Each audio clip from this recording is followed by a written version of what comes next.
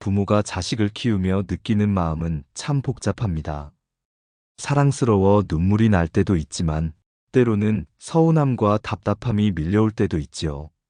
보고 싶어 전화를 걸면 바빠요라는 짧은 대답만 돌아오고 걱정돼 물었을 뿐인데 마치 귀찮다는 듯 문을 닫아버릴 때 부모의 가슴은 서늘해집니다.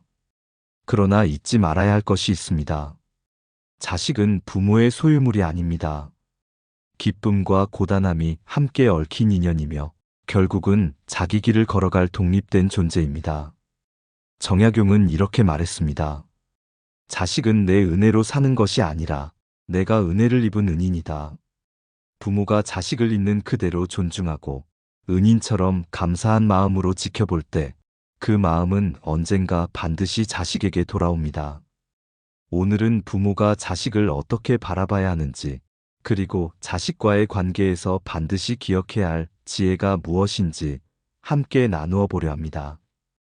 첫째, 부모는 자식을 거울로 삼아야 한다. 정약용은 이렇게 말했습니다. 사람이 거울 앞에 서면 얼굴의 흠을 알게 되듯 부모는 자식을 보며 마음의 허물을 깨닫는다. 자식은 부모를 비추는 맑은 거울입니다. 아이의 거친 말투는 부모가 흘린 말씨에서 비롯될 수 있고 아이의 불평은 부모가 지닌 불만을 닮았을지도 모릅니다. 그러니 자식의 언행을 탓하기 전에 먼저 내 모습을 살펴야 합니다. 아이의 짜증 속에는 내가 참지 못한 불안이 담겨 있고 아이의 무심함 속에는 내가 놓쳤던 따뜻한 말 한마디가 숨어 있습니다. 우리는 자식을 바라보며 사실은 우리 자신의 모습을 다시 보는 것입니다. 부모가 자식을 거울로 삼을 때 원망은 반성이 되고 꾸중은 성찰로 바뀝니다. 그 순간 자식은 더 이상 미운 존재가 아니라 부모의 마음을 닦아주는 거울이 됩니다. 둘째, 부모는 자식을 스승으로 삼아야 한다. 우리는 흔히 부모가 가르치고 자식은 배우는 존재라 여깁니다. 그러나 정약용은 이렇게 말했습니다. 세상에서 가장 위대한 스승은 책 속에 있지 않고 늘 곁에 있는 자식에게 있다. 아이가 태어나 울음을 터뜨릴 때 부모는 처음으로 책임이라는 수업을 받습니다. 밤잠을 설쳐가며 돌보는 동안 인내라는 과목을 배웁니다. 아이의 작은 웃음 하나에서 부모는 기쁨이 무엇인지 다시 배우고 아이의 반항과 고집조차 부모에게는 사랑의 깊이를 배우는 수업이 됩니다. 자식을 스승으로 바라볼 때 부모의 태도는 달라집니다. 화를 내기보다 배우려 하고 꾸짖기보다 깨닫게 됩니다. 자식의 부족함은 내가 길러야 할 덕목이 되고 자식의 잘못은 내가 배워야 할 교훈이 됩니다. 정약용은 말했습니다. 자식은 내게 짐이 아니라 나를 단련하는 스승이다. 그 마음을 품는 순간 부모는 늦은 나이에도 여전히 배우며 성장하고 가정은 서로에게 배우는 학교가 됩니다. 셋째, 부모는 자식을 은인으로 삼아야 한다. 부모는 흔히 이렇게 말합니다. 내가 너를 낳아 길러주었다. 내가 없었다면 네가 이 세상에 어찌 있을 수 있었겠느냐? 겉으로는 사실처럼 보입니다. 그러나 정약용은 이 말을 뒤집어 생각하라고 합니다. 네가 나를 찾아와 주지 않았다면 내 인생은 얼마나 텅 비고 쓸쓸했겠느냐? 자식이 없었다면 우리는 누구를 위해 밥상을 차리고 누구를 위해 땀 흘려 일하며 누구를 위해 내일을 꿈꾸었겠습니까? 자식은 단지 내가 키운 존재가 아니라 내 삶의 의미를 불어넣어준 은인입니다.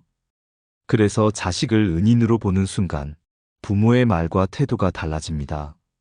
내 뜻을 강요하기보다 감사하는 마음이 먼저 자리하게 됩니다. 잔소리와 꾸중이 줄고 존중과 배려가 늘어납니다. 부모가 자식을 은인으로 대할 때 자식의 마음은 다치지 않고 열리게 됩니다.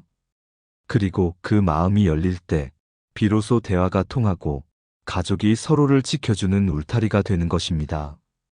넷째, 부모는 자식을 벗으로 삼아야 한다. 우리는 오랫동안 부모는 가르치는 자, 자식은 배우는 자라 여겨왔습니다. 하지만 정약용은 이렇게 말했습니다. 부모와 자식은 한 시대를 함께 걷는 벗이다. 벗이란 무엇입니까? 같이 길을 걷는 사람, 서로의 짐을 나누어지는 사람입니다. 부모가 자식을 벗으로 여길 때 명령은 대화로 바뀌고 잔소리는 공감으로 바뀝니다. 벗에게는 비교하지 않습니다. 벗에게는 함부로 꾸짖지 않습니다. 벗과는 서로 마음을 털어놓고 기쁨과 슬픔을 함께 나눌 뿐입니다. 그러나 많은 부모가 자식을 내 소유물로 여기며 벗처럼 대하지 못합니다. 그래서 자식은 부모 앞에서 마음을 닫고 멀리서만 안부를 묻는 관계가 되곤 합니다. 만약 부모가 먼저 마음을 낮추고 너는 내 벗이다라고 여긴다면 자식은 부모 곁에서 숨쉬듯 편안해질 것입니다.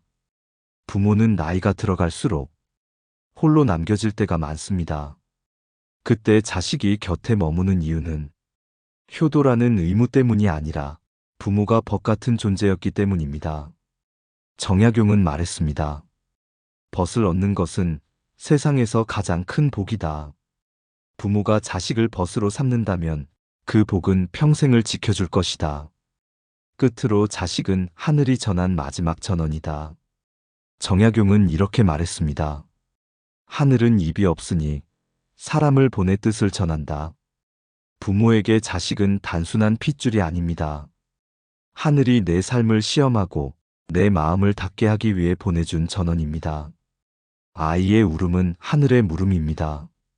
너는 남의 고통을 감쌀 수 있느냐? 아이의 고집은 하늘의 질문입니다. 너는 끝까지 인내할 수 있느냐? 아이의 실수와 좌절은 하늘의 가르침입니다.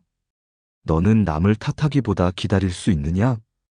우리는 자식 때문에 속상하고 자식 때문에 눈물 흘린다고 말합니다.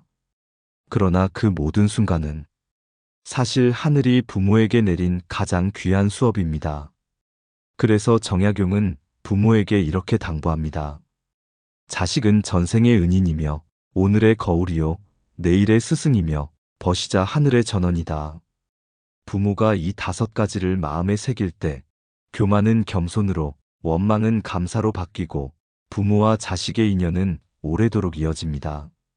그러니 오늘부터는 자식을 볼 때마다 이 한마디를 속으로 되새겨 보십시오. 이 아이는 내 은인이다. 그 순간부터 부모의 말이 달라지고 부모의 눈빛이 달라지며 부모와 자식의 삶은 달라질 것입니다.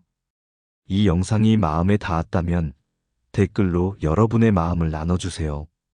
구독과 좋아요는 다음 영상 제작에 큰 힘이 됩니다. 항상 가정에 건강과 행복이 함께 하시길 기원합니다.